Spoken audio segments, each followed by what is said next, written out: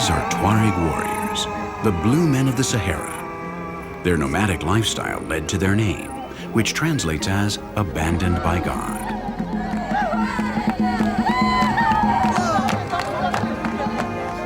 They are the noblemen of the desert, the only ones capable of disarming its fury. A people led by women who are responsible for its destiny. A charred territory where codes of honor and hospitality are held up by laws dictated by water. They have always been feared for their ferociousness when protecting their inhospitable lands. They alone are capable of crossing through the very heart of the desert. Their salt caravans still travel through the much-feared Tenere desert. They have no understanding of limits or borders. They know only that the desert is theirs, that they are the only people capable of taking it on, the true owners of this wasteland.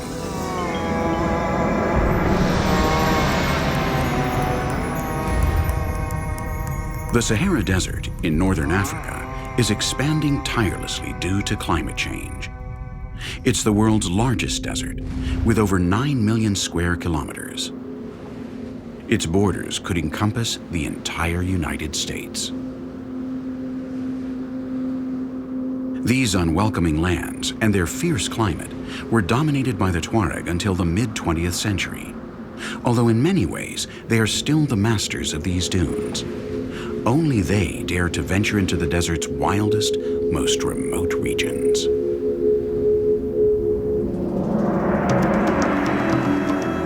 The various Tuareg tribes inhabit the countries of Algeria, Libya, Niger, Mali, and Burkina Faso. The arrival of the dromedary, a one-humped camel, brought about a real revolution in northern Africa. It was introduced by the Persians into Egypt in about 525 BC. The animal's ability to store water and its strength, which allows it to carry up to 200 kilos of weight, made it possible for commercial routes to be created, crisscrossing the Sahara. From October to February, Tuareg caravans set off. These include the salt caravans in the Aïr region of Niger.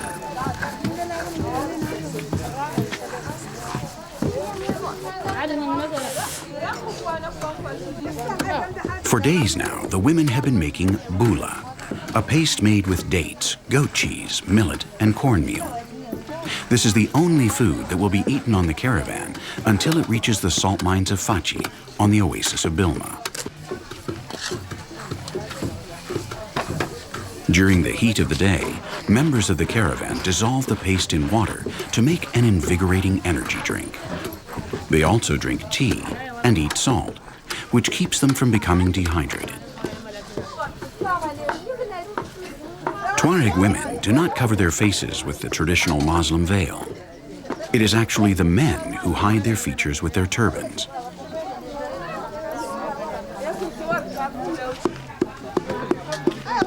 All the food necessary for the journey is prepared during the week that precedes the caravan's departure. The wives of the caravan leaders and other women from the community form teams and work all day long in the courtyards of each house. They also make the mats they use for transporting their goods to market and for bringing back the salt cakes they acquire in Bilma.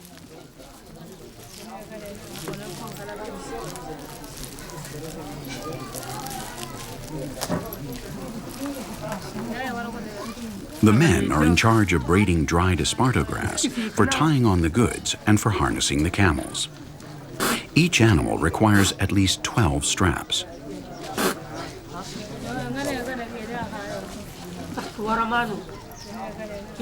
Virtually all activities that are not related to the departure of the caravan come to a halt during this week. Everything depends on the journey's commercial success. It's very important to ensure that the skins, old and new, are in good shape, as they will carry all of the water necessary for the journey. These containers made of goat skins keep the water cool through a process of evaporation caused by the wind. But even one tiny leak will mean the loss of this elixir of life. And on this trip, that could mean life or death.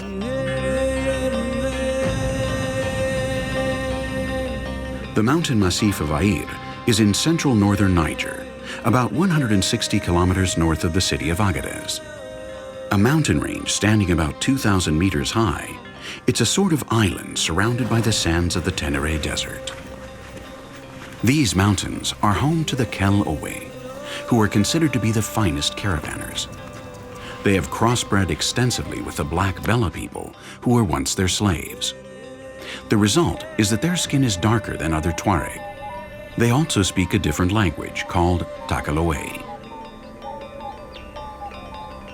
The city of Timia, to the north of Aïr, is located between two oueds, or dry riverbeds, which have water only sporadically.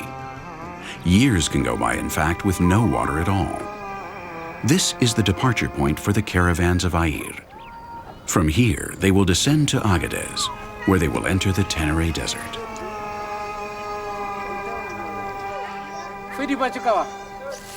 The goods that will be used to barter for salt are bought at the village co-op. Nothing is sold by weight, but is rather measured by the handful. Everything must be packed well. Corn is stored in large sackcloths, while semolina, dried tomatoes, and hot peppers are kept in watertight bags. All of the cargo must be well secured. During the trip, it could be lost almost without anyone noticing while crossing the dunes or in the middle of a sandstorm. In Aïr, the soil is quite fertile and water is abundant. Almost everything is grown in local gardens.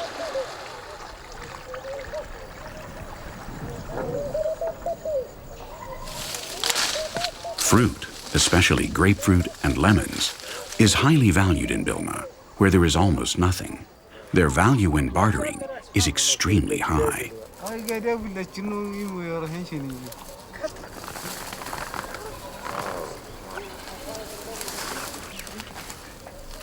They take with them a large supply of mats, which will serve to hold and protect the salt cakes they will bring back from the Fachi salt mines.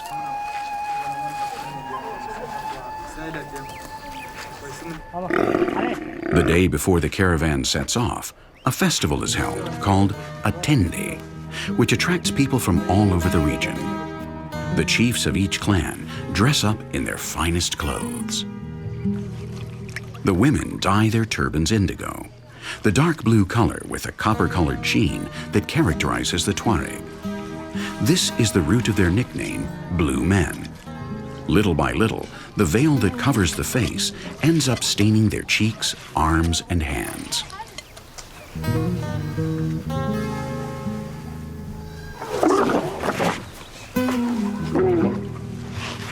For the Tende festival, their dromedaries are decorated with traditional adornments that clearly show the noble lineage of their riders.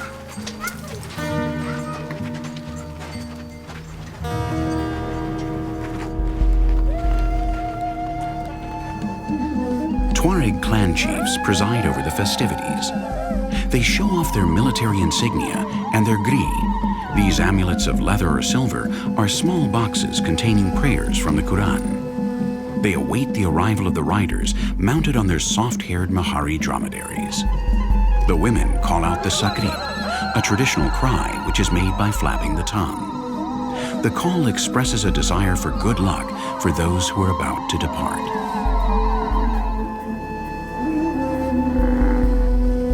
With their Maharis all decked out, the riders, who are usually members of the noble class, wait for the sound of the Tende, and to the rhythm of this ritual Tuareg drum, they show off their skills on camelback.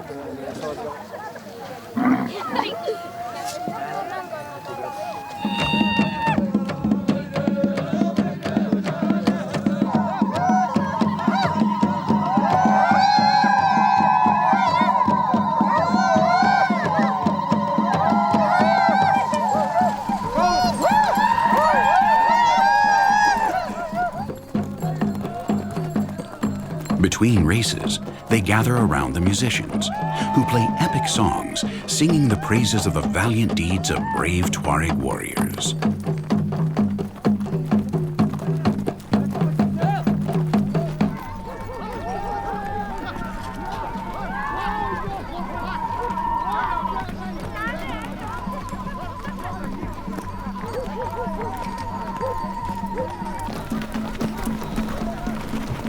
10-day festivals are usually held when a young man of 15 or 16 years of age receives his first turban, a symbol of his new status as an adult man. The festival is also organized when members of the noble class are married and to mark the departure of the caravans.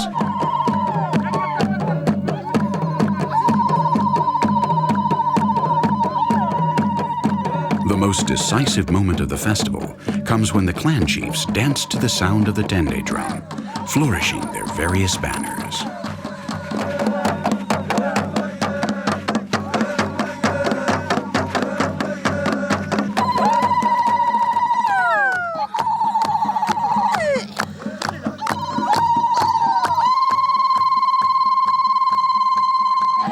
Several princes dance using symbolic movements that express specific events or states of being. These are traditional gestures that are easily interpreted by all those present.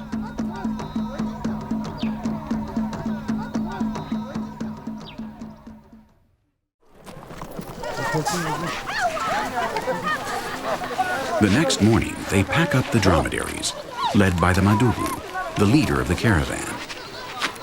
From this point on, he is in charge. Madugus are very important. Thanks to them, the caravans are able to travel through the desert. They are familiar with the celestial map above the Sahara and can find their way by day or by night. Their knowledge is passed on from generation to generation.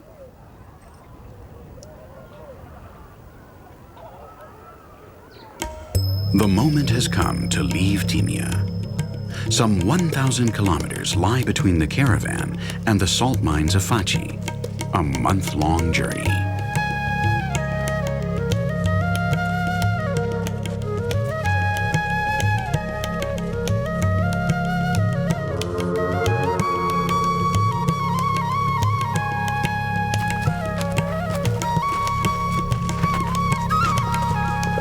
Before leaving Aïr, they load up enough grass for the camels to eat on the trip and on the return, since grass does not grow at the oasis of Bilma.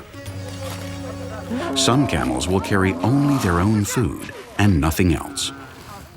The Madugus generally stop in this area of Ouelek because the grasses that grow here are more resistant to the extreme desert temperatures.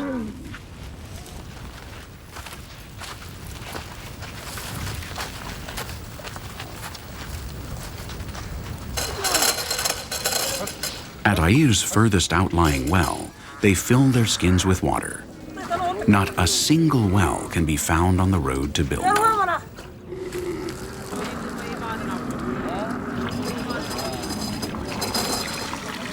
They all work together.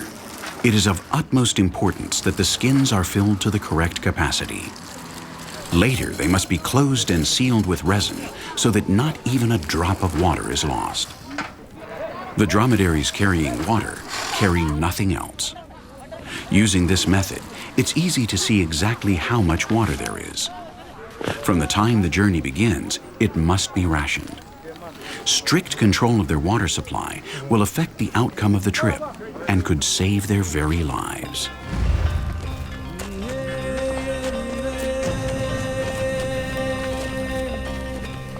They are on the move. Slowly, they descend toward the Tenere.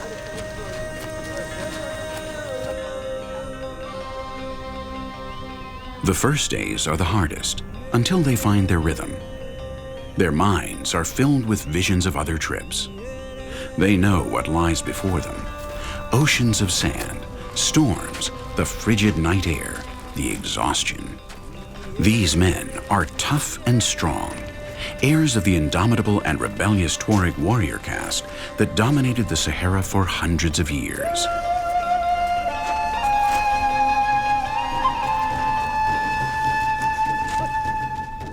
All caravans from Aïr pass through the rocks of Davos. This is a magical place for the Tuareg, one which protects them and gives them good luck on their journey. Petroglyphs of giraffes, antelopes, zebus, ostriches, and other animals were drawn by those who inhabited this region some 10,000 years ago, before this was a desert. According to Tuareg legend, it was a mythic hero named Aniguran who made these marks.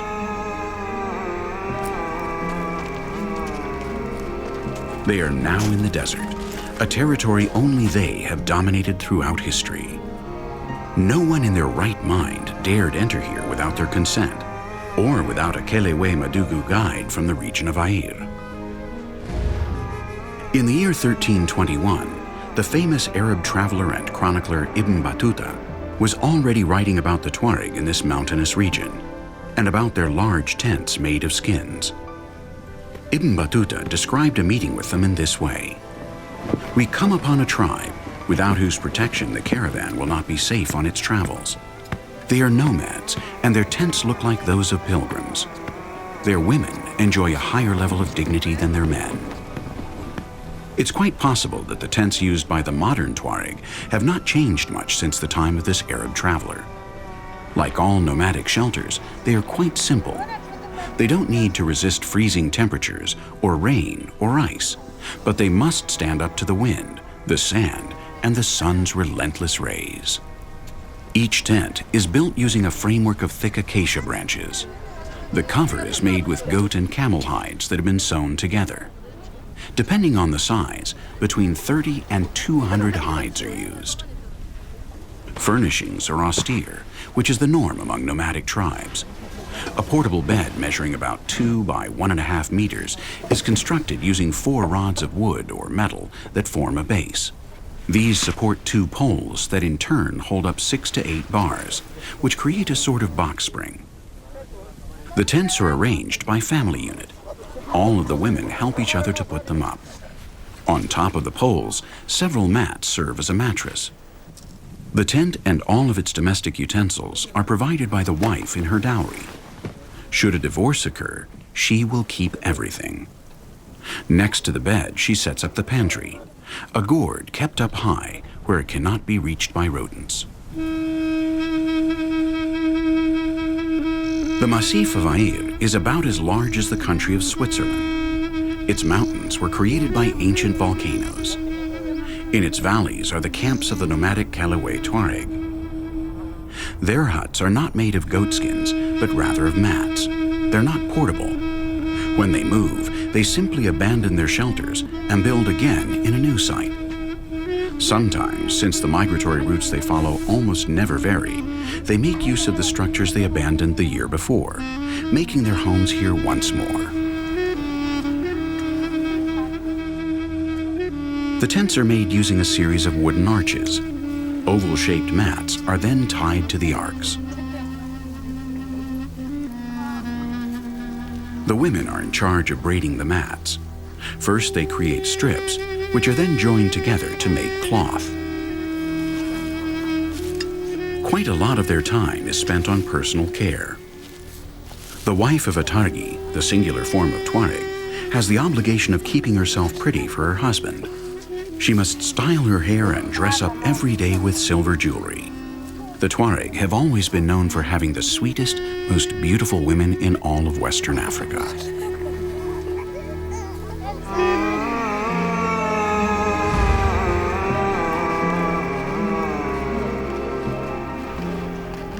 Meanwhile, the caravan from Air is drawing closer to the doors of the Tenere, the desert within a desert. Only experienced Tuareg Madugus are capable of crossing it without losing their lives. They call it the Anvil of the Sun, where all signs of life are destroyed by the sun's unstoppable rays.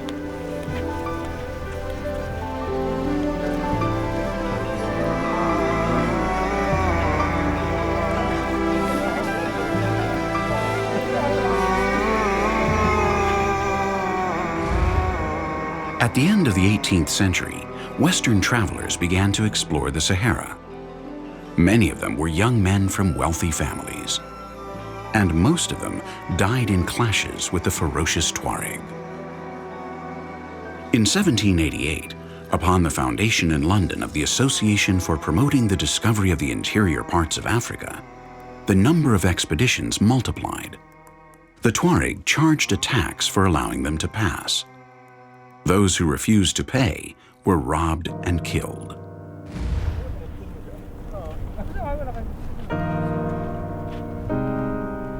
Immediately after sunrise, the caravan starts to move. Every day, the routine is the same. It takes nearly 2 hours to load up the dromedaries and to eat enough to gain strength for the day. Not until they make camp again at sunset will they consume anything else, only their daily ration of water. In these same spots, many Western explorers died in their search for the mouth of the Niger River. This is one of the myths of Africa in the 19th century, like the city of Timbuktu, which was thought to be overflowing with gold and riches.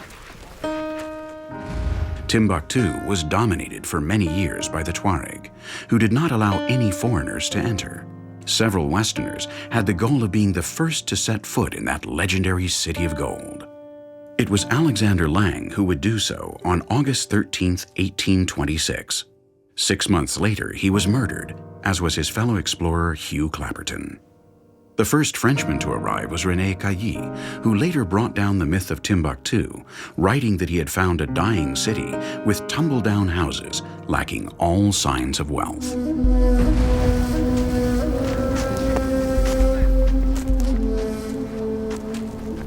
For a long time, the Tuareg warriors continued to dominate all routes in the Great Desert, riding their powerful Mahari camels. They organized into various bands that sacked and destroyed all those who did not agree to accept their protection. Until well into the 20th century, they still exercised their authority on the routes that crisscrossed the seas of sand. They believe the Sahara belongs to them, and that they are the true owners of these hostile lands.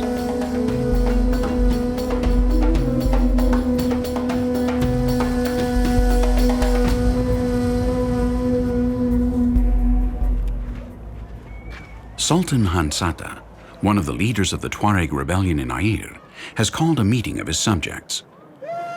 Ever since European colonial powers divided up the map of Africa and squared off its borders, the Tuareg have been in a constant state of rebellion, most especially in Mali and Niger. These are imaginary lines, borders that vanish in the dunes of the Sahara in their constant movement. The Tuareg do not understand borders or political states. They belong to the land, and the land has no barriers. In these meetings, important actions are decided upon. Resistance to something that is being decided thousands of kilometers away is managed. Decisions regarding natural resources located on Tuareg land. A Targi would never agree to having a fence or a wall around his house, or anything that would keep him from freely moving about. His will is as impressive as the desert roses that crystallize in the dunes. It's quite unlikely that they will ever give in or admit to being a homeless people. They prefer to continue being considered abandoned by God.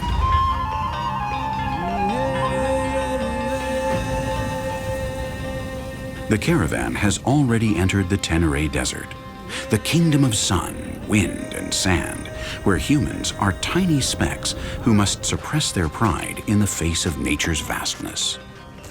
Only the chosen ones can survive in this kingdom of nothing. Heading up the expedition, the Madugu is the only one who knows the way. Only he knows how to interpret the markings in the dunes. Only he can read the shadows thrown by the camel's ears. His steps are firm and constant. His sure energy calms those who follow him. His father walked this path, and his grandfather and great-grandfather. His family has been guiding caravans through the desert for who knows how many generations. At times, the smaller caravans meet up in Agadez to make the journey together, finding safety in numbers. It's not unusual for large expeditions to form, with up to 1,000 dromedaries. It's said that in 1988, a caravan arrived in Bilma with more than 20,000 camels. The Madugus take turns heading up these enormous caravans, although the most important decisions are made by the oldest guide. Every day, they cover 40 to 50 kilometers, which takes 14 to 16 hours. Our caravan is like a small ocean liner riding the desolate waves of the Tenere. More than 400,000 square kilometers of sand, where summer temperatures can reach up to 50 degrees Celsius, and where there are practically no signs of life. Robberies are not common in this area, but the Tuareg are always armed and ready to defend themselves with their traditional Takuba swords. The weapons are crafted by blacksmiths who enjoy an elevated social status. In addition to making Takuba swords, daggers, and machetes, they also make tools for working in the fields, and silver jewelry such as the Tuareg cross. In Africa, they have always been highly regarded. Tribes with the best blacksmiths tend to have the best weapons.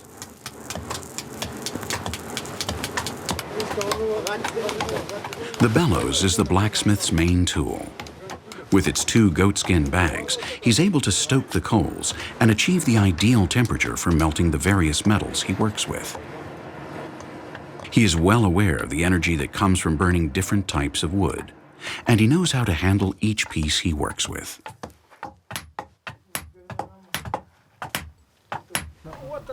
Today, the Takuba, which is Berber in origin, is used by the Tuareg tribes of Niger, Mali, Burkina Faso, Algeria, Libya, and Mauritania. It has a double-edged blade and is 74 to 84 centimeters long.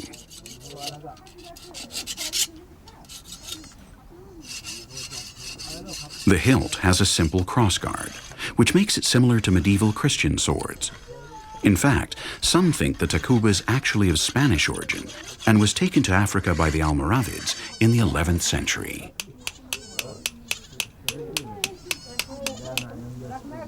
A Targi never travels without his Takuba. Like his turban, it is a symbol of his lineage. The sheaths that protect the sword are made of cowhide and are usually highly decorated.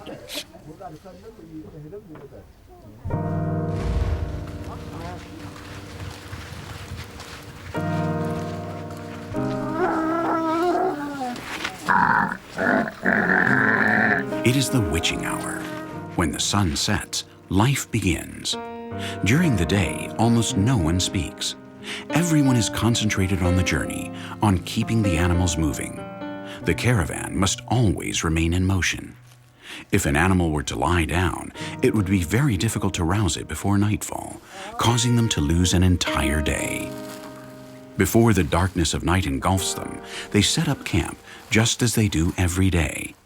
They unload the animals and use the rolls of straw to make a shelter that will protect them from the wind. Each man has a task: cooking, hobbling the camels, feeding the animals, and checking the water supply.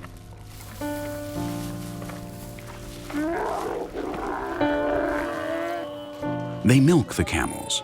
This drink will provide them with a countless number of nutrients and even has magical properties.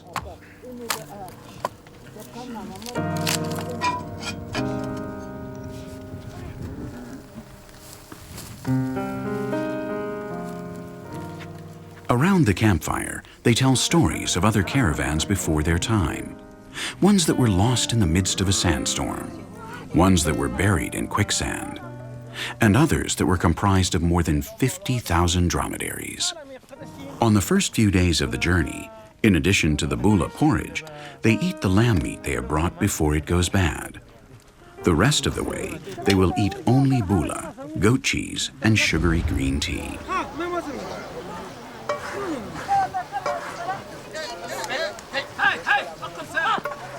The Tuareg diet is based mainly on lamb, which they usually prepare with rice. They also eat wheat cakes and dairy products made from goat milk, like cheese and butter.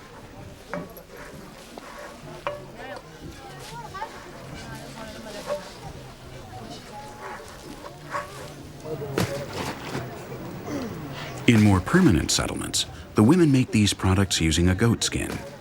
They churn the milk with various movements and rhythms that are perfect for making cheeses, butter, yogurt, and cream.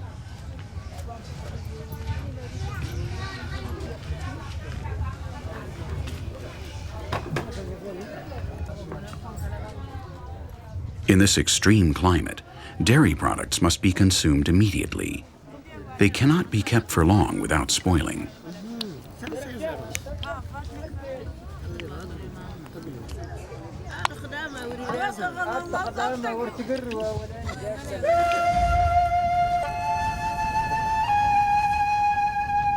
The caravan is approaching a part of the Tenere where sandstorms are quite frequent. They will need to make sure their loads are secure. The Madugu is always out front, always sure of step, never resting, never riding on camelback. In more flat areas like this one, he is guided by the sand dunes that have been sculpted by the wind. Every 4 or 5 days, the dromedaries are watered. They can actually go weeks without drinking. Water is fundamental in the lives of desert people.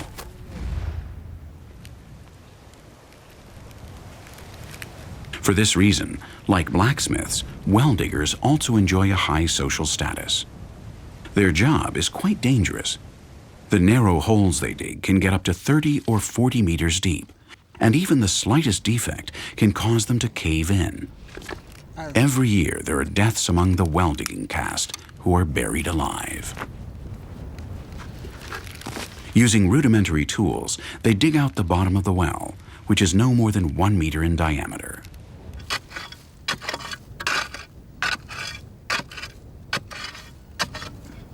There are parts of Air where wells are dug every year. In the wet season, the rains are torrential. Wells are flooded with mud and must be abandoned.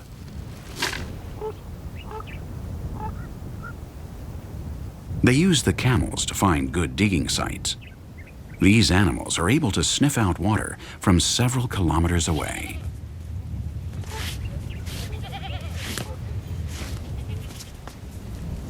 Not all wells are large and permanent. The majority are small and temporary, serving only to water a small herd of goats.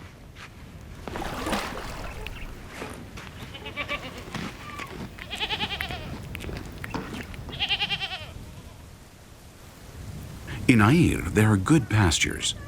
Thanks to its altitude and a network of aquifers, it's possible to raise livestock here, especially goats, lambs, and to a lesser extent, cattle.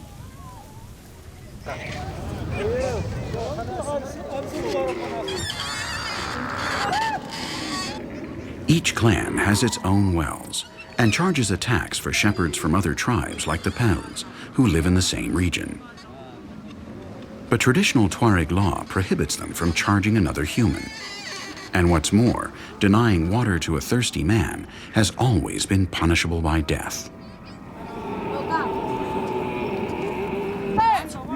Starting at dawn, shepherds and their livestock begin to arrive at the wells from their grazing lands. Every day of the year, the animals are watered in the same way. Arguments are quite frequent, because there are disagreements about how many liters of water each flock has consumed. For this reason, each well has a well keep who dictates when each shepherd can bring his animals forward to drink.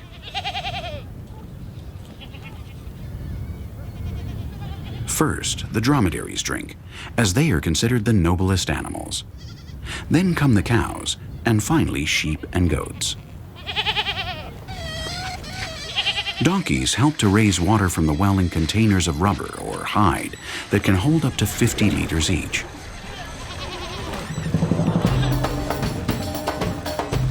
The Bella are in charge of the donkeys that pull the ropes. Once the slaves of the Tuareg, they now work for them in a state of semi-slavery. In most cases, both parties have agreed to this arrangement.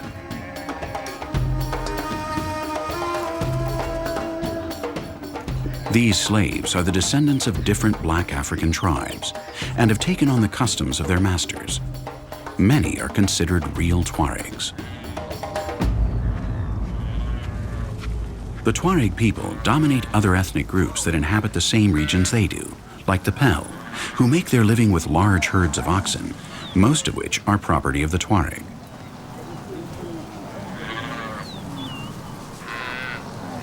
Tuareg society is made up of a rigid hierarchy that includes noblemen, the clergy, warriors, artisans grouped into castes, free men, and slaves.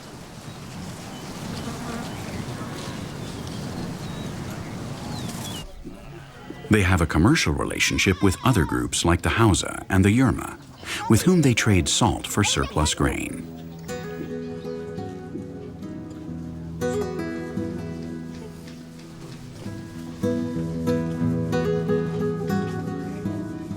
Yerma villages are easily recognized because of their large size and their many structures for storing grain from their main crops: millet, corn, and wheat. This is the border between the Sahara and tropical Africa, between white Africa and black Africa. It is the Sahel region, a transitional strip of land that was once home to such great African kingdoms as the Songhai Empire, which paved the way for others like the Jerma people. The Jerma live near the Niger River. They are farmers and livestock herders who depend greatly on accords reached with the Tuareg, who control these regions.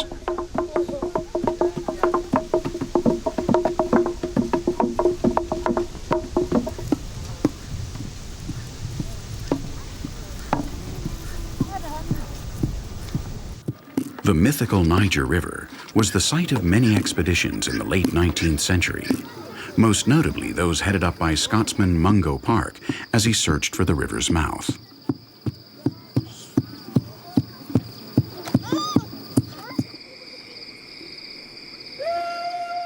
At 4,184 kilometers long, this is Africa's third longest river, after the Nile and the Congo. The Niger Basin takes up 2,262,000 square kilometers, making it one of the most extensive in the world. Considering that almost the entire river is navigable, it has long been Western Africa's main transportation artery. The Niger River serves as the traditional southern border for the tribes that make up the Tuareg Confederation.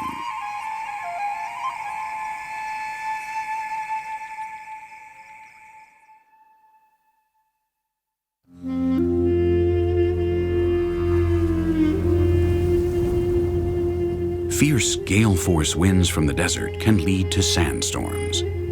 In this meteorological phenomenon, the upper layer of sand is lifted up from the huge ergs, or fields of sand dunes in the Sahara.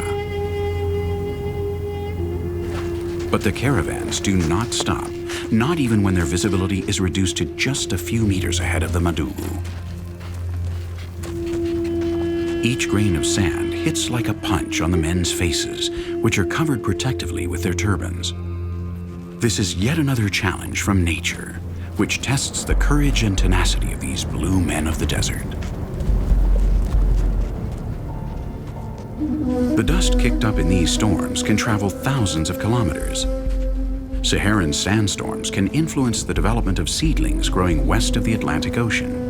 And according to some scientists, they are an important source of minerals for plants in the Amazon rainforests. After several hours, the horizon begins to clear. The Madugu has not stopped moving forward even for a moment, his steps decided and firm. He keeps to the path, which only he can make out, especially in the midst of chaos. Once the storm is past, the caravan continues on its way.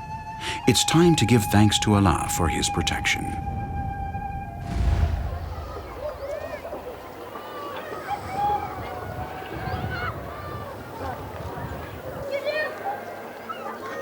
The Tuareg are Muslims. Starting when they are small, they learn to read the holy book with the village teachers. They spend hours reciting verses from the Quran, which the teacher writes for them on their slates. Each child must memorize the 114 surahs, or chapters, in the Quran, and must know how to interpret them with the explanations they are taught by the Marabout. Although they are Muslims, the Tuaregs synchronize the teachings of the Quran with magical beliefs of African tradition. Tuareg women do not cover their faces with the veil, only their hair. It is the men who cover their faces with cloth from their turbans. They are a monogamous people. Every Friday, they go to mosque, and they say their daily prayers wherever they may be. But there are certain aspects that distinguish them from other Muslims, including their belief in spirits, witchcraft, and sorcery.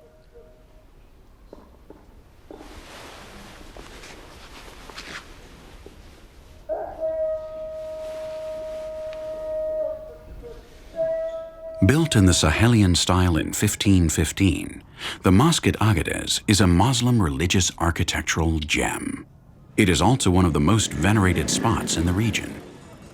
But it is also here, just outside of the city, that the Kelewe witch doctors hold their spiritual rites.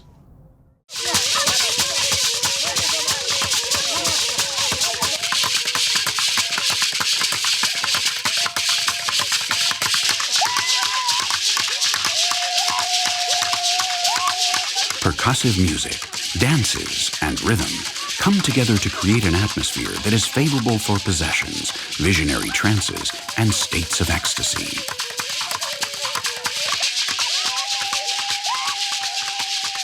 Friendly spirits are invoked and make themselves visible throughout the night through the mediums, who are usually women.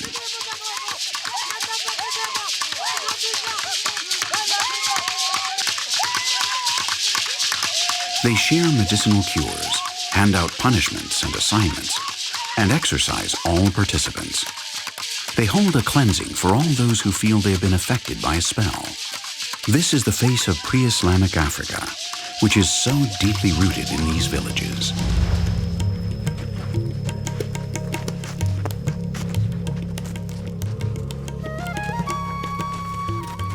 The dromedaries have grown weak. The caravan is almost to the oasis of Bilma. It has been nearly a month since it departed from the mountains of Air. Once again, the Madugu has found the way. They are emotional upon arriving and must gather all their strength to walk the final kilometers.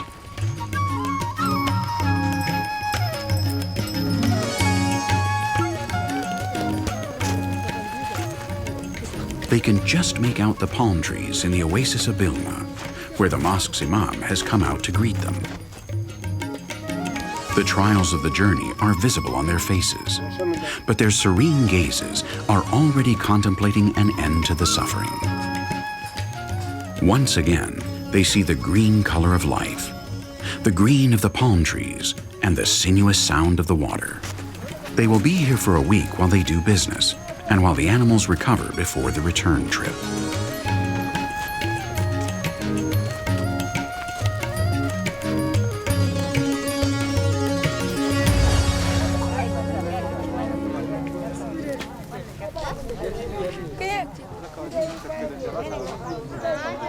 Under the curious eyes of the oasis inhabitants, they unload the heavy packs they have brought here to barter with. Several men prepare the mats for packing the salt they will buy here, while the others set up the stands where they will sell their merchandise.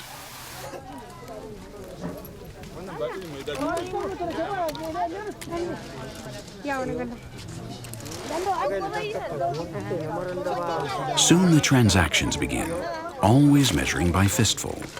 There is no weighing here either.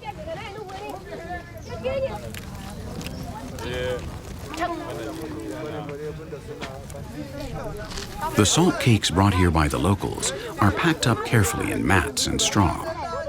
They are very fragile, and if they break, they will sell at only half the price when they return. It is the women who negotiate with the merchants. These Tubu women of Bilma are famous for being tough, both as buyers and sellers. Almost all of them speak Hausa. Hundreds of salt cakes are packed up for travel. Each camel can carry about 150 kilos without his load being damaged. Practically all of the Tubu people in Fachi work in the salt mines. Here, the earth produces just two things, salt and dates. The Tuareg caravans continue to be their only connection to the outside world.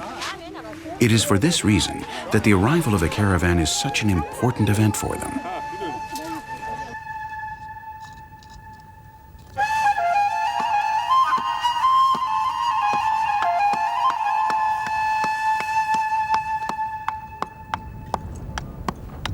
There are various salt mines in the area. Each family has its own plot where they scratch off the layer of salt that remains after the water has evaporated. It is extremely hard work. In the summer months, the temperature can reach 50 degrees Celsius, but the tubu never stop working. This is the only way they can possibly survive. Sometimes, prolonged contact with the brine produces skin ulcers.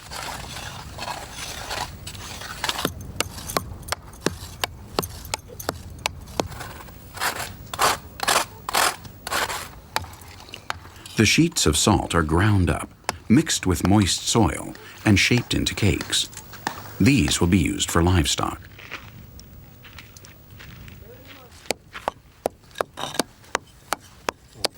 Later, they are put into molds so that the mixture will harden in the sun.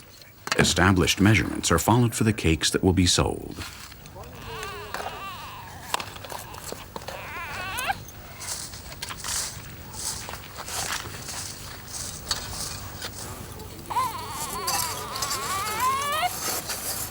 The finer salt, which is found in the upper layers of the mines, are for human consumption. It is more expensive and is sold by the handful.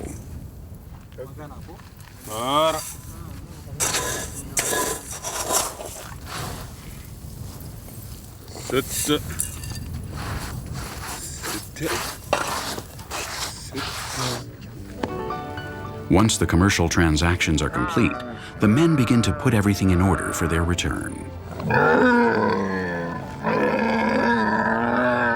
The dromedaries seem to know what awaits them, and they protest a bit as they are loaded up.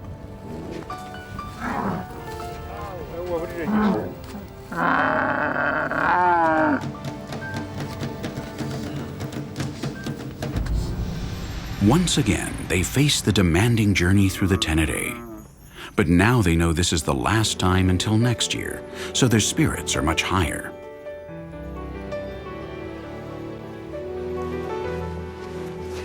The men of the Air caravans raise a special breed of dromedaries, the azegraf. This animal has a light-colored coat with large spots that shade its eyes. It has several qualities that are very important for crossing the desert, including stamina and a submissive nature. In addition, they're able to walk in a single file, one just behind the tail of the next.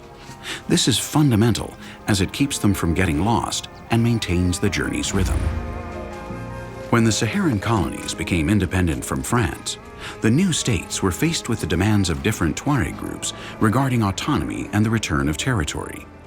Nevertheless, the official need to exploit significant oil reserves, gold mines, and uranium fields led to battles and persecutions. Among the Tuareg, different guerrilla groups formed, which continue today to make claims on their lands and to demand the abolition of borders. It is a struggle that unfortunately seems to have no clear solution. After making the torturous return trip through the always threatening Tenere, the caravan begins the climb to Air. Mount Marie, also known as the Lighthouse of Tenere, bids them welcome. It has been more than 2 months since their journey began. They are home. Once more, the tough, hardened Tuareg caravanners have conquered the desert.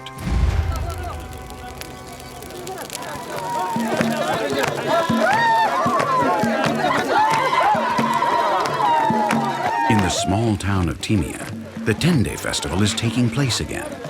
The men have made it home successfully. Not a single camel has been lost, and there have been no mishaps with the cargo.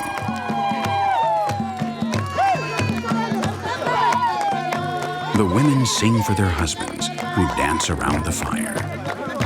The cycle is once again complete. Allah is great, and under His protection, the men will continue to take on the Tenere.